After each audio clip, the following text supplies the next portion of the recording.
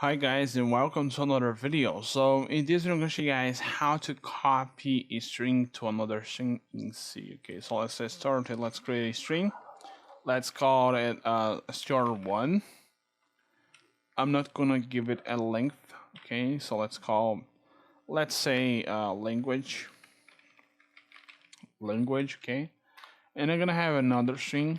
I'm gonna just define its length, such as 16.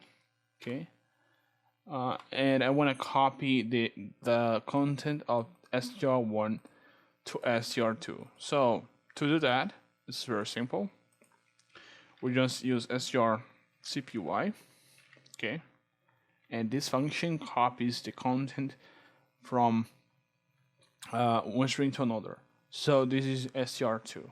So you guys just need to remember the order. So the first one is the string of destination. So let's call the documentation here. Let me see if there's any documentation.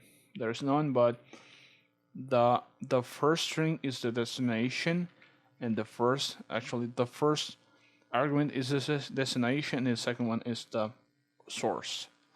So if we do this and we printf the first one, str1, and then we printf the second string, str2, we should see both language and language. Let's execute, and you guys can see we see language and language.